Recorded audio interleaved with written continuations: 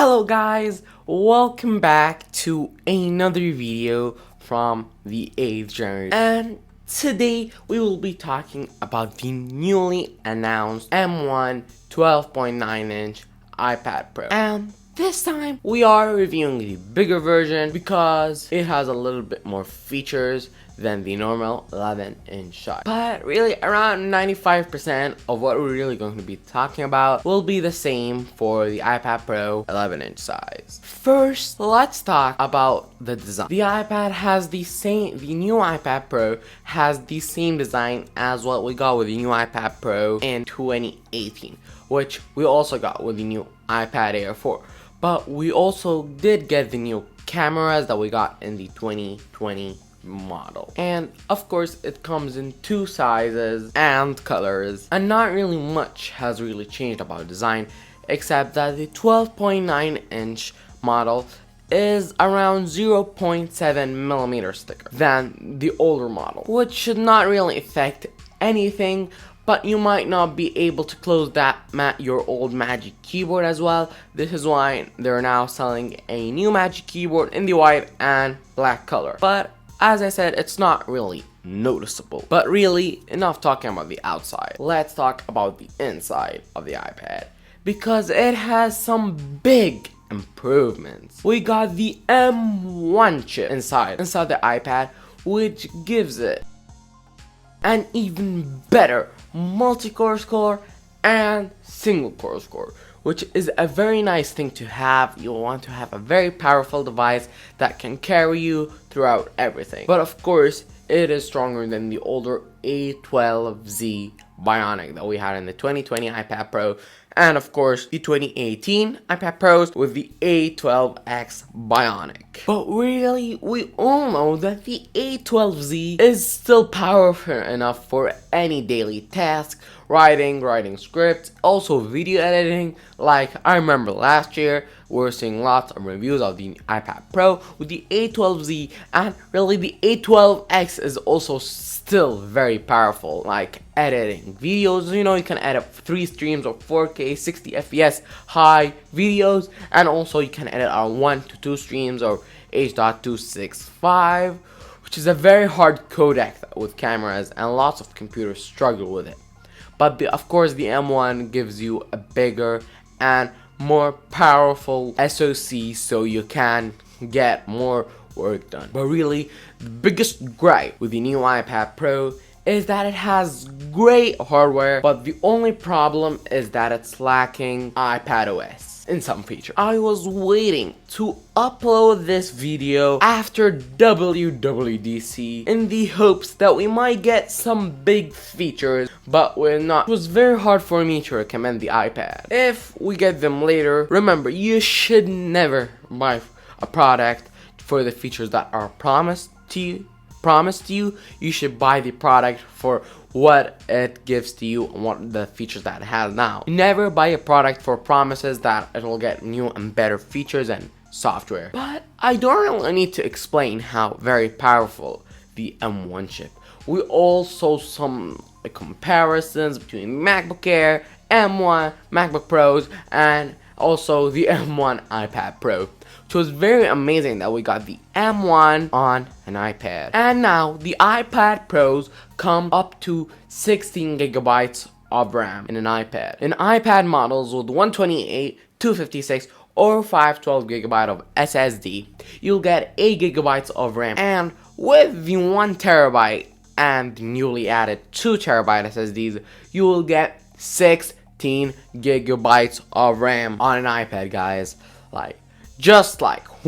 Also like the 2020 model, we had it up to 6 gigabytes only. Now we have 8 gigabytes, already 6 gigabytes with the 2020 models were super fast, but now 8 gigabytes on a base model, I don't really know what you're really gonna be using that much RAM from. But we also got 16 gigabytes, guys. 16 gigabytes. The 8 gigabytes weren't enough. You have literally 16. But as I said, really, you won't really be using that much RAM because you don't have really that powerful of apps that you can use, but you still have like Procreate, LumaFusion, and other pro apps. We also got the addition of a Thunderbolt 3 port on the new iPad Pros, so it can get faster data and transfer, and read times are also very much faster, which is a very nice feature for professionals and video and photo editors to transfer data and files, which have been nice with pro apps on the iPad, but as I said, we did not get them in WWDC. I really wish that we have got them in WWDC. We made this iPad the best iPad ever. Not only an iPad, the best computer ever. Really, there isn't really that much improvement over the 2020 models, just as it was like with from 2018 to 2020 models. Although the different was the LiDAR scanner and the new camera systems, but it does really have a good capability with the Magic Keyboard, opening apps, multitasking, working were faster than ever, or even gameplay with the new memory of 8GB and 16GB of RAM, which we had two models. We got an 8GB and 16GB, which the 8GB which we are returning, and the 16GB we're leaving it with us. And working, playing games were felt very fast and intuitive, as even with the 8GB of RAM, it has more RAM than all of the other iPads, as I said, except the, of course, the 16GB of RAM, which comes, as I said, only with 1TB and 2TB. So if you really need that 16GB of RAM, which I don't really think nobody will need, you need to spend more to get that 1TB or 2TB, which, of course, the 16GB of RAM, in day-to-day basis, you won't really feel a difference between the 8GB and 16GB of RAM, but I didn't really see a small difference. Like when loading apps, the apps loaded faster, and returning to apps, the apps still have their data on. Like I have LumaFusion on, I have like 5 other apps on. I'm going to go on it, everything's gonna be set and ready. I don't need to wait for the files to come back and everything. And it was a very nice thing for also heavy workloads. But still, the 8GB of RAM were enough to do about 80 to 90% of that. But this is really all about the power of the new iPads, and it is a very powerful. But there are really 2 new features which really surprised everyone. Well, really, maybe only one feature, because one feature we did have lots of leaks that we had.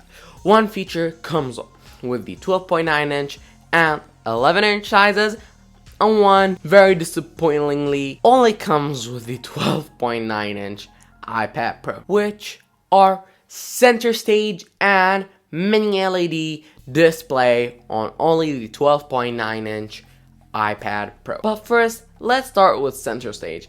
Now, with the front-facing camera, it has a more wider lens than also your normal iPhone 11 or iPhone 12 ultra wide lens, guys, which really gets you a new feature if you're on FaceTime, if you're having if you are like filming a video from the front-facing camera, you're on Zoom and that. If you move, the camera will move with you. Like if you're moving up, the camera, because it has like face detection, center stage, so when you're moving, let's say you're moving to the side, the camera will move to the side, so people on the other side of the call can see your face wherever you're going.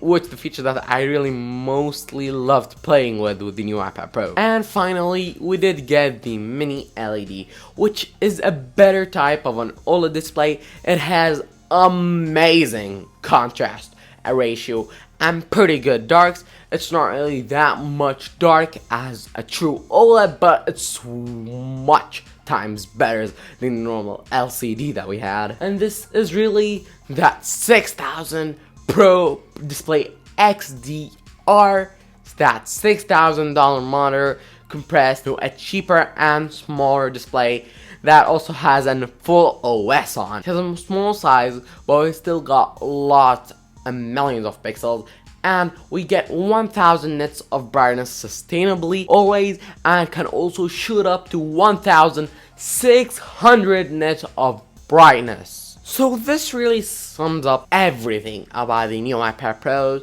So if you're thinking about getting an upgrade from your older 2020 model, well, if you don't really care about the mini LED if you're gonna get the 12.9-inch. Well, and center stage, well then, just stay with it, especially like you're a casual user, and maybe sometimes like at a 1080p 60 FPS videos, even 4K 60 30 FPS videos, still the older iPad Pros are still amazing.